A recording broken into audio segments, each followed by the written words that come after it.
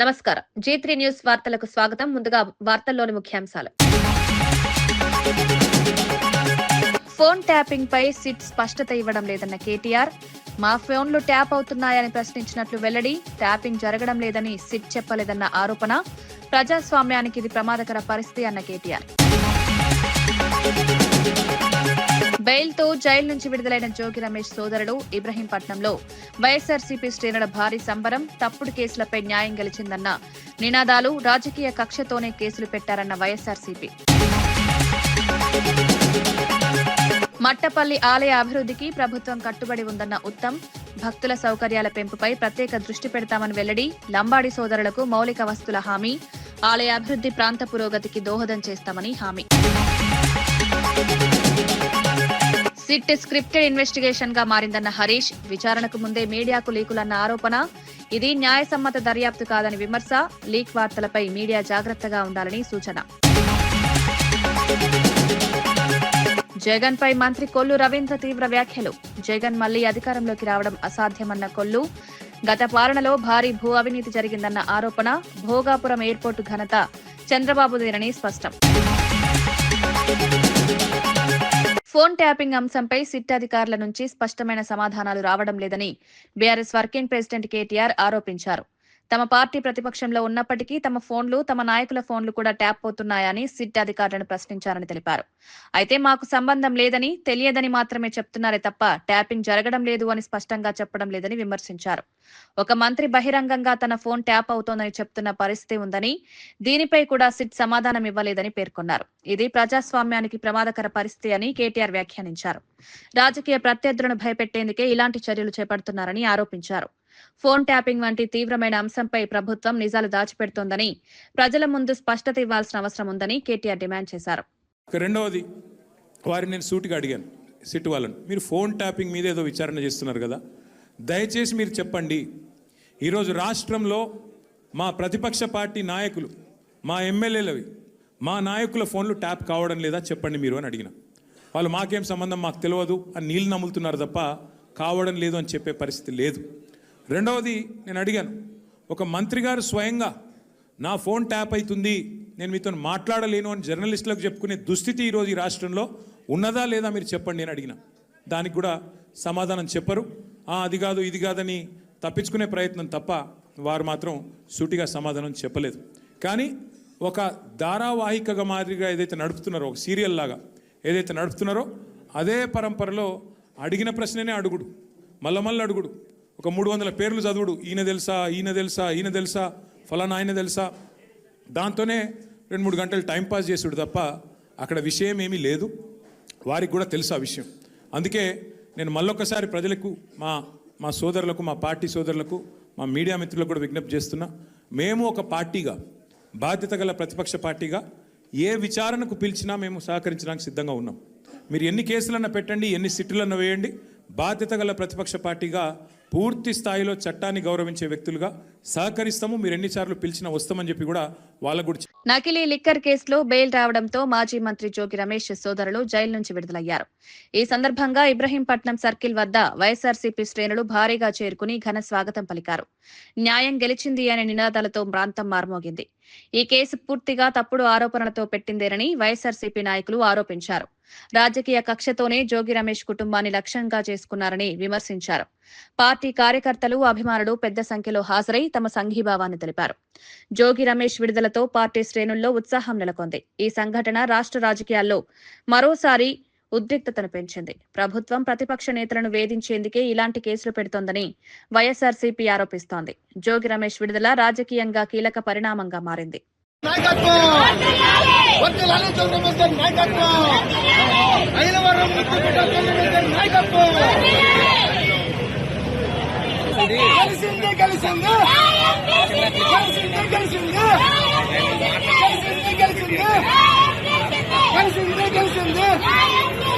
కలిసింది వీధి కుక్కలను సామూహికంగా చంపడాన్ని నిరసిస్తూ హైదరాబాద్ లో నటి రేణుదేశ నిర్వహించిన ప్రెస్ మీట్ తీవ్ర వివాదానికి దారితీసింది. ఎవరో ఒకరు తప్పు చేస్తే మొత్తం జాతిని శిక్షిస్తారా అనే ఆమె వ్యాఖ్యలు తీవ్ర విమర్శలకు గురయ్యాయి.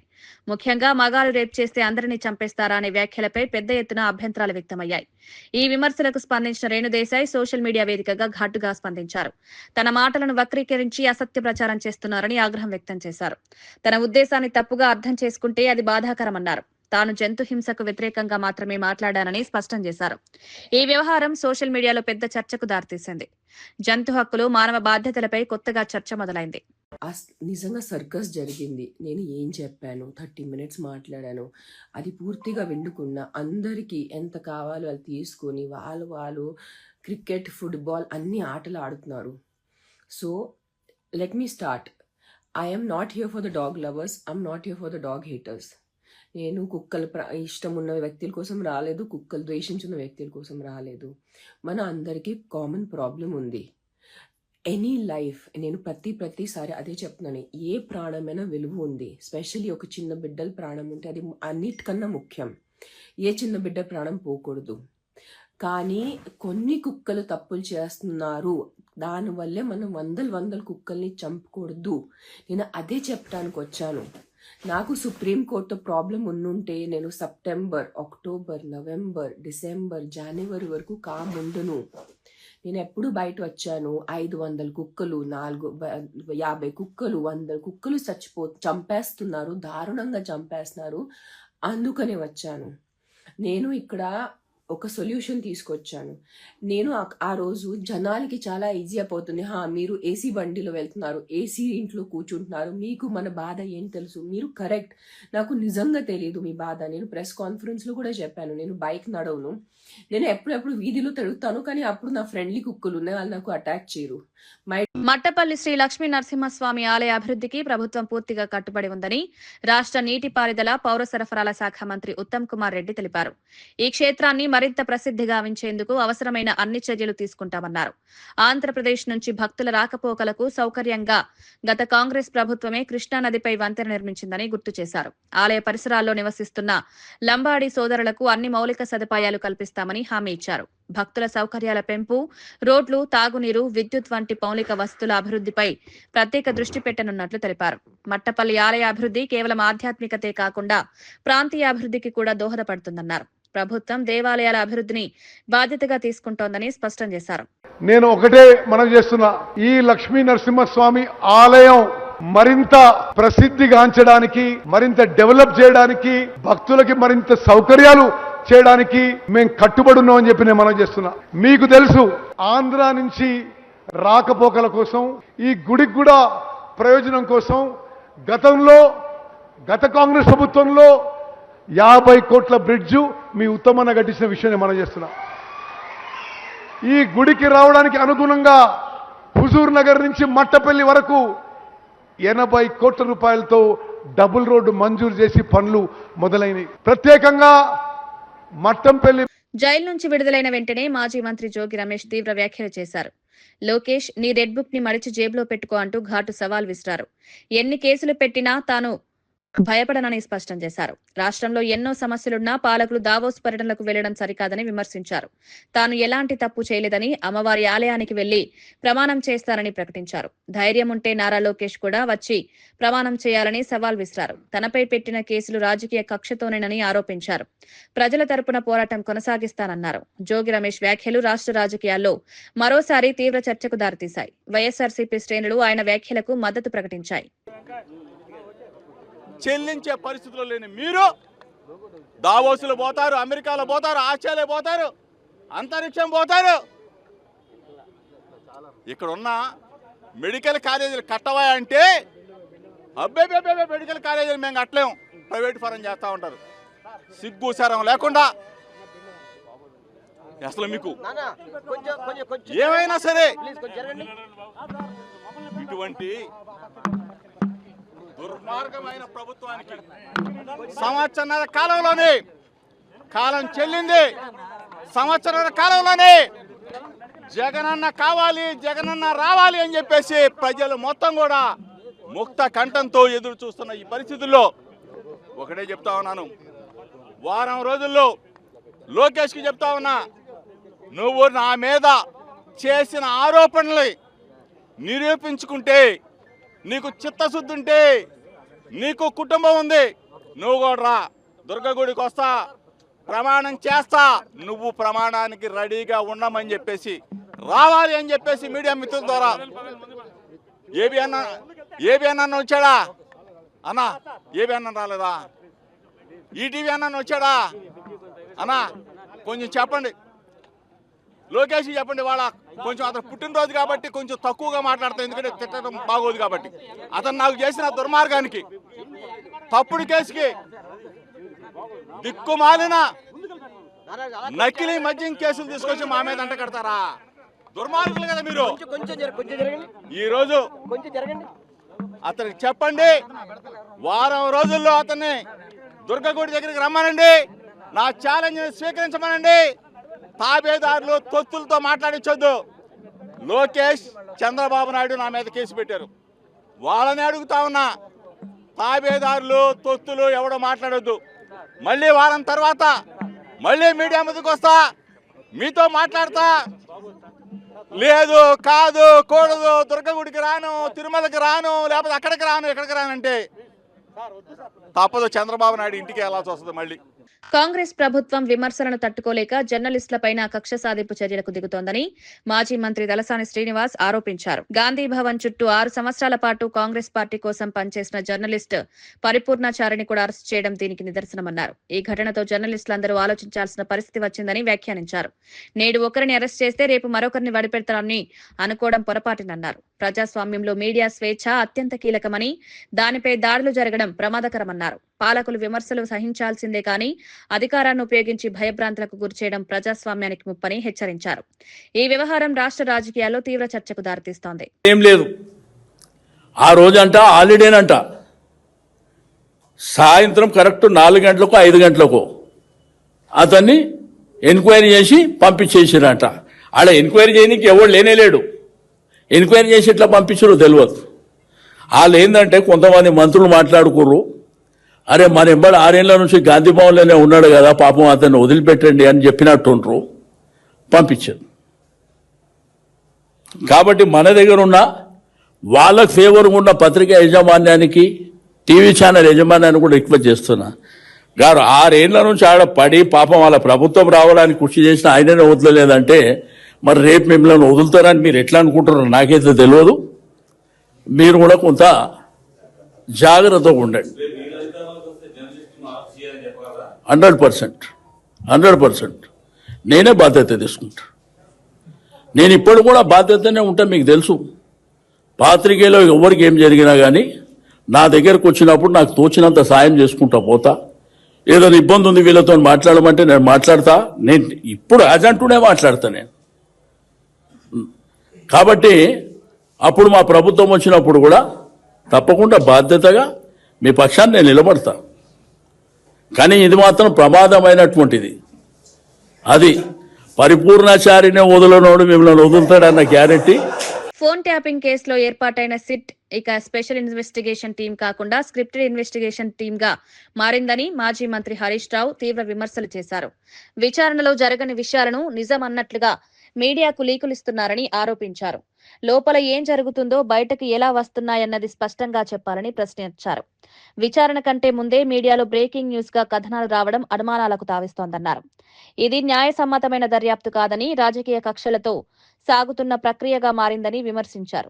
మీడియా కూడా బాధ్యతగా వ్యవహరించాలని, అధికారిక సమాచారం లేకుండా లీక్ వార్తలను ప్రసారం చేయకూడదన్నారు. ఈ తరహా వ్యవహారాలు ప్రజల్లో న్యాయ వ్యవస్థపై నమ్మకాన్ని దెబ్బతీస్తాయని హరీష్ రావు పేర్కొన్నారు. రాజకీయాలు చేస్తా ఉంది.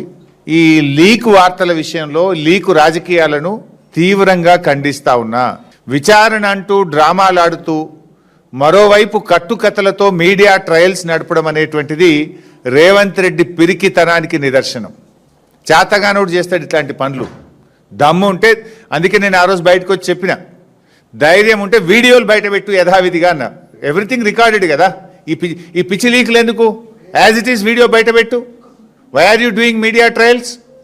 లీకులతో కాలక్షేపం మానేసి దమ్ముంటే ప్రజలకిచ్చిన 6 గ్యారంటీలు, నేను 420 హామీలు అమలు చేయి. ఫస్ట్ ఈ లీకులతో ఎంతకాలం నడుపుతావు గవర్నమెంట్ను? ఇప్పటికీ 2 నెలలు అయింది. ఇంకా లీక్ రాజకీయాలేనా? ఇంకా ఫేక్ మాటలేనా?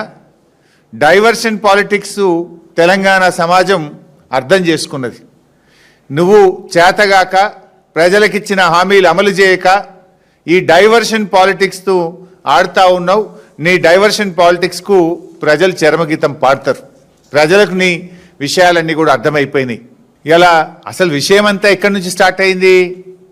రేవంత్ రెడ్డి గారి బావమరిది సృజన్ రెడ్డి గారు చేసిన భూ కుంభకోణాన్ని ఆధారాలతో సహా బయట పెడితే ఈ ప్రభుత్వానికి కంటి మీద కునుకు లేకుండా అయిపోయింది. మాజీ సీఎం జగన్ తీరుపై మంత్రి కొల్లు రవీంద్ర తీవ్ర స్థాయిలో విరుచుకుపడ్డారు. జగన్ ఎన్ని ప్రయత్నాలు చేసినా మళ్లీ అధికారంలోకి రావడం అసాధ్యమని ఎద్దేవా చేశారు.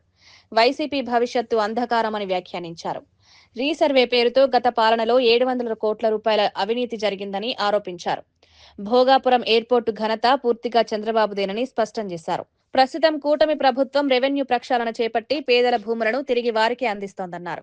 గత ప్రభుత్వంలో భూ సంబంధిత సమస్యలతో ప్రజలు తీవ్ర ఇబ్బందులు పడ్డారన్నారు. ప్రజలు ఇప్పుడు మార్పును స్పష్టంగా చూస్తున్నారని, అందుకే వైసీపీ విమర్శలు చేస్తోందన్నారు. ఈ వ్యాఖ్యలు ఏపీ రాజకీయాల్లో కొత్త చర్చకు తెరతీశాయి. ఎక్కడ కూడా న్యాయం జరగలేదు. ఇవాళ మళ్ళీ మేము ఏదైతే రెవెన్యూలో ప్రక్షాళన చేసుకుంటున్నాం, నిజమైనటువంటి పేదలకు అందరూ కూడా ఆ భూములు వాళ్ళకే చెందేలాగా ఈరోజు ముందుకెళ్తున్నాం. పాస్బుక్లు కూడా పెద్ద తేడా ఏం లేదు. గత గవర్నమెంట్ ఈ గవర్నమెంట్లో only QR code unique code సేమే ఉంది. రంగులు మార్చేస్తుంది. ఇందులో రంగులు మార్చిన బొమ్మలు లేవు కదా, జగన్ బొమ్మలు లేవు కదా, కొన్ని మా బొమ్మలు ఎవరైనా ఉన్నాయా? ఇది అధికార ఆంధ్రప్రదేశ్ రాష్ట్ర సింబల్ మాత్రమే ఉంటుంది తప్ప, రాజముద్ర మాత్రమే ఉంటుంది తప్ప ఇందులో ఎక్కడ కూడా పథకాలకు కూడా ఇవాళ చూడండి, అన్ని పథకాలకు కూడా ఇవాళ ఎక్కడ మా పేర్లు లేవు. గతంలో జగన్మోహన్ రెడ్డి అన్నం తింటే జగన్మోహన్ రెడ్డి పథకం, లేకపోతే బయటకు కాలు పెడితే జగన్మోహన్ రెడ్డి పథకం పేర్లు పెట్టుకున్నారు. కోడిమిడ్డి మీద కూడా జగన్మోహన్ రెడ్డి బొమ్మ వేసుకున్నారు. సమాధి రావడం మీద కూడా జగన్మోహన్ రెడ్డి బొమ్మ వేసుకున్నారు. అలాంటి పరిస్థితి అయితే ఈ కూటమి ప్రభుత్వంలో ఉండదు. విపక్షంతో కూడా ఇవ్వట్లేదు, ఎందుకు ఎవరు అని చెప్పేసి మాట్లాడుతున్నారు. అందుకే ప్రజలే ఇవ్వాలా, మేమేం చేస్తాం? ప్రజలే అతనికి ఇవ్వాలా. 11 సీట్లకే పరిమితం చేశారు. అయినా అసెంబ్లీకి వచ్చే దమ్ము ధైర్యం లేదు. ఇవాళ అన్ని బెనిఫిట్స్ పొందుతున్నాడు. మరి ఇవాళ ఏదైతే ఇవాళ జాబుకు రాకపోతే జాబుకు రాని వాళ్ళకి జీతాలు రావు. ఇవాళ నువ్వు అసెంబ్లీకి రాకుండా డబ్బులు తీసుకున్నటువంటి మీ ఎమ్మెల్యేకి మీకు సిగ్గు లేదా? ఇవాళ ప్రజల గురించి కనీసం వచ్చి అసెంబ్లీలో మాట్లాడినది ఇంగిత జ్ఞానం కూడా లేనటువంటి వ్యక్తి ఇవాళ ప్రభుత్వం గురించి మాట్లాడే అర్హత లేదని చెప్పి మేము భావిస్తాం. ఫోన్ ట్యాపింగ్ కేసు దర్యాప్తు చేస్తున్న సిట్ అధికారులను బెదిరిస్తున్నారంటూ మాజీ మంత్రులు హరీష్ రావు, కేటీఆర్ పై చర్యలు తీసుకోవాలని ఎమ్మెల్సీ బల్మూరి వెంకట్ డీజీపీకి ఫిర్యాదు చేశారు. అధికారులు విధులు నిర్వహించడంలో ఆటంకం కలిగేలా వ్యాఖ్యలు చేస్తున్నారని మండిపడ్డారు. పోలీసులే విచారణ చేసి నిజానిజాలు తేల్చాలని, కానీ కేటీఆర్, హరీష్ రావు మాత్రం తామే నిర్దేశులమని ప్రకటించుకుంటున్నారని విమర్శించారు. ఇది దర్యాప్తును ప్రభావితం చేసే ప్రయత్నమని ఆరోపించారు. అధికారులను భయభ్రాంతులకు గురిచేసి కేసు నుంచి తప్పించుకునే ప్రయత్నం జరుగుతోందన్నారు. చట్టం తన పని తాను చేసుకోవాలని, ఎవరు ఎంత పెద్ద నాయకులైనా విచారణకు లోబడాల్సిందేనని స్పష్టం చేశారు. ఈ అంశం రాజకీయంగా మరింత వేడెక్కుతోంది. శాసన మండలి సభ్యునిగా, ప్రభుత్వంలో ఉన్న వ్యక్తిగా, ఒక పౌరునిగా అధికారులని బెదిరించి కేసుని తప్పుదో పట్టించే ప్రయత్నం చేసే వ్యక్తులు బయట ఉంటే రేపొద్దున వారు ఒక ఎమ్మెల్యేలు కాబట్టి ఎవిడెన్స్ అని కూడా ట్యాంపరింగ్ చేసే ఒక అవకాశం ఉంటుంది. కాబట్టి వాళ్ళపైన తక్షణమే కేసు నమోదు చేసి చర్యలు తీసుకొని వాళ్ళని కటకటాల లోపల పెట్టి ఇన్వెస్టిగేషన్ ని ముందుకు జరపాలని చెప్పి వారికి రిక్వెస్ట్ లెటర్ ఇవ్వడం జరిగింది. తప్పనిసరిగా డీజీపీ గారు రాగానే వారితోటి చర్చించి దీనిపైన యాక్షన్ తీసుకోవడం జరుగుతుందని చెప్పి మహేష్ భగవత్ గారు హామీ ఇవ్వడం జరిగింది. ఫోన్ ట్యాపింగ్ కేసుల్లో అధికారులను బలిపశువులుగా మార్చడం తప్ప ప్రజలకు ఉపయోగం లేదని రాజ్యసభ సభ్యుడు లక్ష్మణ్ ఆరోపించారు. కాంగ్రెస్, బీఆర్ఎస్ రెండు పార్టీల ప్రజలు దృష్టి మళ్లించేందుకే ఈ కేసును వాడుకుంటున్నారని విమర్శించారు. రేవంత్ రెడ్డి ప్రభుత్వం కొండను తవ్వి ఎలుకను పట్టినట్లుగా వ్యవహరిస్తోందన్నారు. ఫోన్ ట్యాపింగ్ కేసులో సమగ్ర విచారణ జరిపి నిజంగా బాధ్యులెవరో తేల్చాలని డిమాండ్ చేశారు. మున్సిపల్ ఎన్నికల్లో బీఆర్ఎస్ తో ఎలాంటి పొత్తు లేదని స్పష్టం చేశారు. ప్రభుత్వం నిజాయితీగా ఉంటే రాజకీయ లాభ నష్టాలను పక్కన పెట్టి చట్ట ప్రకారం చర్యలు తీసుకోవాలని సూచించారు. ఈ కేసు రాజకీయ ప్రయోజనాలకి పరిమితం కాకూడదని ఆయన అభిప్రాయపడ్డారు. ఈ రెండు పార్టీలు కలిసి ఆడుతున్న నాటకము, డ్రామా, వీళ్ళ వైఫల్యాలు, ఇచ్చిన హామీలు నెరవేర్చలేక ప్రజల దృష్టి మళ్లించడానికి ఇద్దరు తోడు దొంగలుగా ఆడుతున్నటువంటి నాటకం తప్పితే వీళ్ళు చేసేటువంటి విచారణలు, దర్యాప్తులు ఇంతవరకు ఏ ఒక్క రాజకీయ నాయకుడిని దాన్ని బాధ్యులు చేయలేదు. నిజంగా వాళ్ళకి చిత్తశుద్ధి ఉంటైతే ఈ పాటికి దానికి ఎవరైతే సూత్రాలున్నారో వాళ్ళని చర్యలు తీసుకోవాలి. ఏదో కొంతమందిని ఏదో అధికారులను బలిపశులు చేస్తారు కానీ దానివల్ల కలిగింది. తమిళనాడులో డీఎంకే ప్రభుత్వ నిష్క్రమణకు కౌంటౌన్ ప్రారంభమైందని ప్రధాని నరేంద్ర మోదీ వ్యాఖ్యానించారు. ప్రజల ఆకాంక్షలకు విరుద్ధంగా డీఎంకే ప్రభుత్వం పనిచేస్తోందని, అవినీతి కుటుంబ పాలనతో రాష్ట్రాన్ని వెనక్కి నెడుతోందని విమర్శించారు. అభివృద్ధి, సంక్షేమం పేరుతో ప్రజలను మోసం చేస్తున్నారని ఆరోపించారు. కేంద్ర ప్రభుత్వం తీసుకొచ్చిన సంక్షేమ పథకాలను కూడా డీఎంకే ప్రభుత్వం సక్రమంగా అమలు చేయడం లేదన్నారు. రానున్న ఎన్నికల్లో ప్రజలు తగిన తీర్పిస్తారని ధీమా వ్యక్తం చేశారు. బీజేపీ ప్రభుత్వం దేశవ్యాప్తంగా అభివృద్ధి రాజకీయాలకు నాంది పలుకుతుంటే డీఎంకే మాత్రం విభజన రాజకీయాలు చేస్తోందని మోదీ మండిపడ్డారు. ఈ వ్యాఖ్యలు తమిళనాడు రాజకీయాల్లో కొత్త చర్చకు దారితీశాయి. अब डीएमके के कुशासन से मुक्ति चाहता है. तमिलनाडु अब बीजेपी एनडीए की सरकार चाहता है.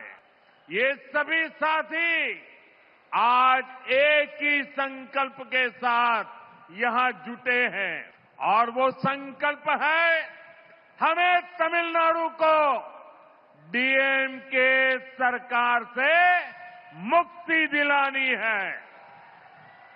तमिलनाडु को एक विकसित, सुरक्षित और करप्शन फ्री स्टेट बनाना है. डीएमके सरकार के एग्जिट का काउंटडाउन शुरू हो चुका है. దావోస్ లో జరిగిన వరల్డ్ ఎకనామిక్ ఫోరం సదస్సులో ఏపీ మంత్రి నారా లోకేష్ పెట్టుబడుల వేట విజయవంతంగా ముగిసింది.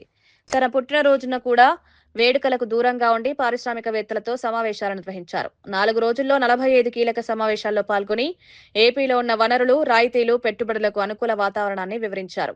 లోకేష్ చొరవతో ఆర్ఎంజెడ్ సంస్థ ఏపీకి $10 బిలియన్ పెట్టుబడులకు ముందుకొచ్చింది. పరిశ్రమలొస్తే ఉపాధి అవకాశాలు పెరుగుతాయని ప్రభుత్వం భావిస్తోంది. రాష్ట్రానికి భారీ పెట్టుబడులు తీసుకురావడంలో లోకేష్ కీలక పాత్ర పోషించారని అధికారిక వర్గాలు తెలిపాయి. ఈ పర్యటనతో ఏపీ అభివృద్ధికి కొత్త ఊపొచ్చిందని విశ్లేషకులు అంటున్నారు.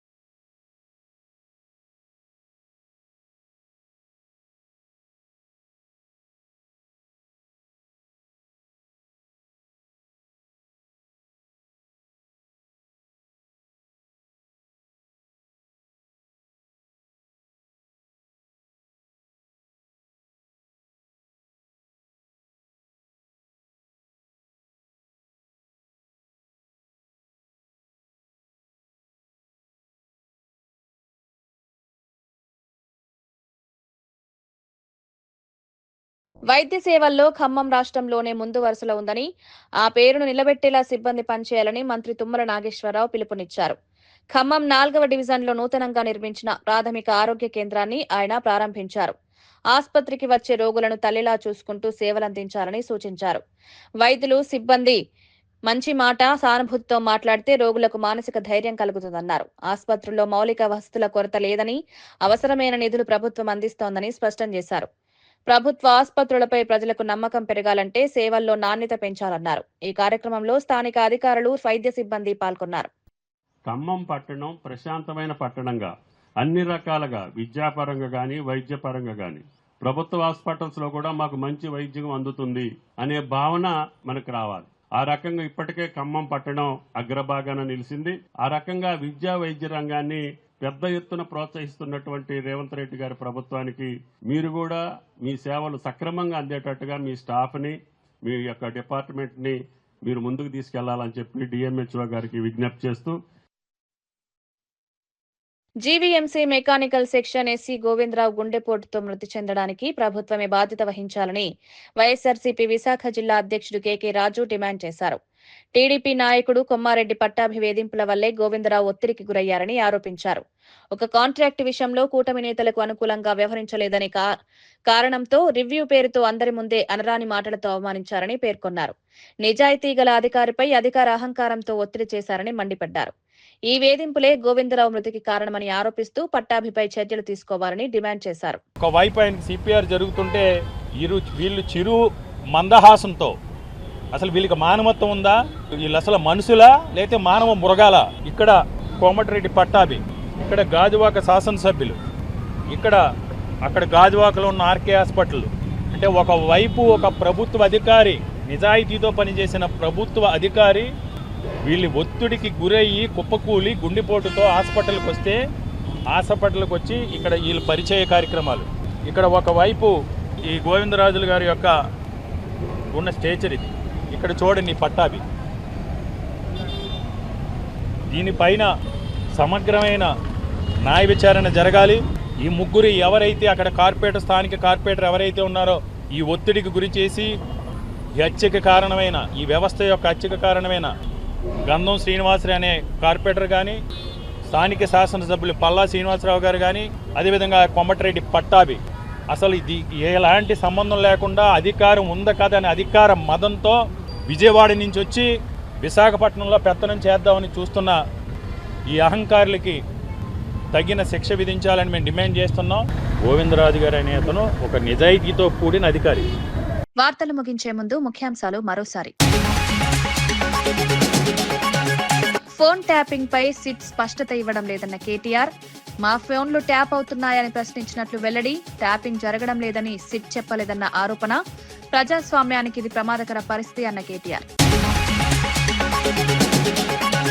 బెయిల్తో జైలు నుంచి విడుదలైన జోగి రమేష్ సోదరుడు ఇబ్రహీంపట్నంలో వైఎస్ఆర్సీపీ శ్రేణుల భారీ సంబరం. తప్పుడు కేసులపై న్యాయం గెలిచిందన్న నినాదాలు. రాజకీయ కక్షతోనే కేసులు పెట్టారన్న వైఎస్ఆర్సీపీ. మట్టపల్లి ఆలయ అభివృద్ధికి ప్రభుత్వం కట్టుబడి ఉందన్న ఉత్తమ్. భక్తుల సౌకర్యాల పెంపుపై ప్రత్యేక దృష్టి పెడతామని వెల్లడి. లంబాడి సోదరులకు మౌలిక వస్తుల హామీ. ఆలయ అభివృద్ధి ప్రాంత పురోగతికి దోహదం చేస్తామని హామీ.